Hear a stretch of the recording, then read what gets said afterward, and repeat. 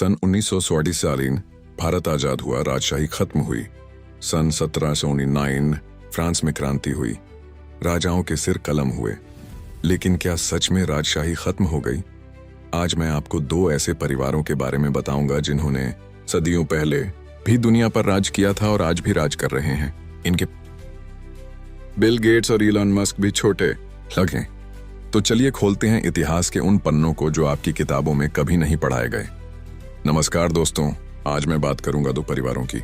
पहला है Rothschild family और दूसरा है हाउस ऑफ साउड। दोनों ने अलग अलग तरीकों से दुनिया पर कब्जा किया और आज भी उनकी पकड़ मजबूत है। शुरुआत करते हैं रॉथस्चाइल्ड परिवार से। कहानी है 1700s की, फ्रैंकफर्ट जर्मनी की। मेयर अमशल रॉथस्चाइल्ड नाम का एक आदमी था जो सिक्के और एंटीक्स बेचता था। लेकिन मेयर साधारण नहीं था। उसने समझ लिया था कि असली ताकत पैसे पर कंट्रोल में है। उसने जर्मन नोबिलिटी के साथ काम किया और प्रिंस विलियम का भरोसा जीत लिया। अब मेयर का जीनियस मूव आता है। उसके 5 बेटे थे और उसने एक ऐसी स्ट्रेटजी बनाई जो आज भी पढ़ाई जाती है। उसने अपने 5 बेटों को यूरोप के 5 बड़े शहरों में भेज दिया, फ्रैंकफर्ट, वियना, लंदन, नेपल्स और पेरिस। सोचिए, 1800s में जब न इंटरनेट था न टेलीफोन, रॉथस्चाइल्ड फैमिली के पास यूरोप के हर शहर में अपना आदमी था। कोई भी खबर सबसे पहले उन्हें मिलती थी। सबसे मशहूर कहानी है बैटल ऑफ वाटरलू की, 1815 में।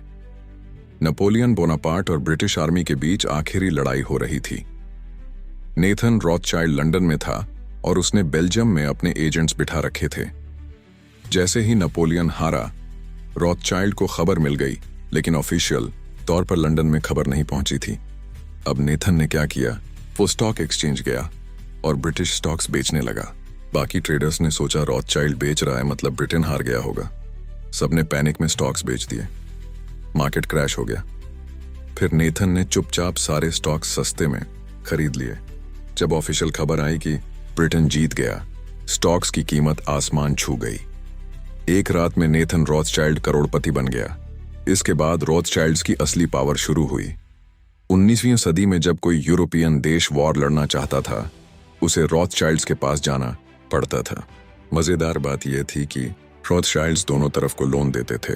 फ्रांस और प्रसिया लड़ रहे हैं, कोई बात नहीं, दोनों को फंड करो। युद्ध कोई भी जीते, रॉथस्चाइल्ड्स हमेशा जीतते थे। उन्होंने सुएज कैनाल को फंड किया, रेलवेज में इन्वेस्ट किया, गोल्ड और डायमंड माइंस खरीदी। 1800s के अंत तक एक कहावत मशहूर हो गई।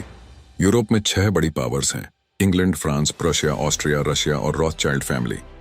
अब 2025 में क्या हाल है? रॉथस्चाइल्ड फैमिली की एग्जैक्ट वेल्थ कोई नहीं जानता, क्योंकि वो चाहते नहीं कि कोई जाने। फोर्ब्स की लिस्ट में उनका नाम नहीं मिलेगा, लेकिन एस्टिमेट्स के मुताबिक उनकी टोटल वेल्थ 400 से 500 बिलियन डॉलर्स है। आज भी रॉथस्चाइल्ड को दुनिया की सबसे प्रेस्टिजियस इन्वेस्टमेंट बैंक्स में से एक है। वो वाइन बिजनेस में है, रियल एस्टेट में है, आर्ट कलेक्शन में है। लेकिन सबसे इंटरेस्टिंग बात, वो कभी हेडलाइंस में नहीं आते। इलॉन मस्क ट्विटर पर ट्वीट करते हैं, जेफ बेजोस स्पेस में जाते हैं, लेकिन रॉथस्चाइल्ड्स क्वाइटली अपना काम करते हैं। यही है असली पावर। अब बात करते हैं दूसरे परिवार की, हाउस ऑफ साउड। कहानी शुरू होती है 1700s में अरेबियन पेनिनसुला के रेगिस्तान से। मोहम्मद बिन सऊद नाम का एक ट्राइबल लीडर था। 1744 में उसने एक धार्मिक स्कॉलर के साथ डील की, तुम रिलीजियस अथॉरिटी रहो, मैं पॉलिटिकल पावर संभालूंगा। यह डील आज भी सऊदी अरेबिया की फाउंडेशन है। असली गेम चेंजर आया 20वीं सदी में। अब्दुल अजीज बिन सऊद यानी इब्न सऊद 1902 में सिर्फ 21 साल की उम्र में उसने सिर्फ 40 लोगों के साथ रियाद शहर पर रात में हमला किया और कैप्चर कर लिया। यह था लेजेंड की शुरुआत। अगले 30 सालों में इब्न सऊद ने पूरा अरेबियन पेनिनसुला जीत लिया।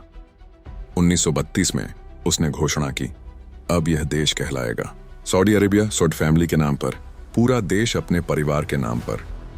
यह मॉडर्न हिस्ट्री में यूनिक है, लेकिन उस समय सऊदी अरेबिया सिर्फ रेगिस्तान था। इब्न सऊद फाइनेंशियली स्ट्रगल कर रहा था। फिर 1938 में सब बदल गया। अमेरिकन इंजीनियर्स ने सऊदी अरेबिया में ऑयल ड्रिलिंग की और जमीन से निकला काला सोना, ऑयल, और वो भी दुनिया का सबसे बड़ा ऑयल रिजर्व।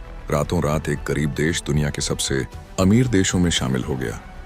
1940s और 50s में सऊदी अरेबिया ने अमेरिकन कंपनीज के साथ डील की और पैसा आना शुरू हुआ, करोड़ों अरबों खरबों डॉलर्स। सौद फैमिली ने एक यूनिक मॉडल बनाया। सारी ऑयल वेल्थ फैमिली के कंट्रोल में थी। कोई डेमोक्रेसी नहीं, कोई पार्लियामेंट नहीं, सिर्फ किंग का राज।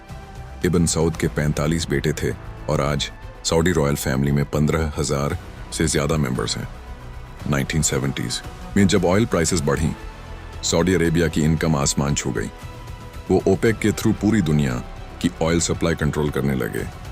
अमेरिका को ऑयल चाहिए, सऊदी अरेबिया से पूछो। यूरोप को चाहिए, सऊदी अरेबिया से पूछो। ये थी असली पावर। आज मोहम्मद बिन सलमान यानी MBS क्राउन प्रिंस हैं।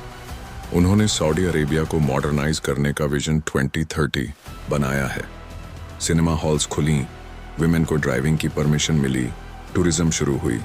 साथ ही उन्होंने अपनी पावर भी मजबूत की। आज सऊदी अरेबिया की इकोनॉमी दुनिया की सबसे बड़ी इकोनॉमीज में से एक है। उनका सॉवरेन वेल्थ फंड $700 बिलियन का है। वो सिलिकॉन वैली में इन्वेस्ट कर रहे हैं, फुटबॉल क्लब्स खरीद रहे हैं, एंटरटेनमेंट इंडस्ट्री में घुस रहे हैं। उन्होंने एनियोम नाम की फ्यूचरिस्टिक सिटी का प्लान बनाया है जिसकी कॉस्ट $500 बिलियन है। तो दोस्तों, यह थे दुनिया के 2 सबसे पावरफुल परिवार। रॉथशाइल्ड्स ने सिखाया कि इंफॉर्मेशन ही पावर है और क्वाइटली काम करो। हाउस ऑफ सॉड ने दिखाया कि नेचुरल रिसोर्सेज से पूरी दुनिया को इन्फ्लुएंस किया जा सकता है। दोनों की कहानी एक बात सिखाती है, राजशाही खत्म नहीं हुई, बस उसका रूप बदल गया है। अगर यह वीडियो पसंद आया तो लाइक करें, शेयर करें और चैनल को सब्सक्राइब करना मत भूलिए। धन्यवाद।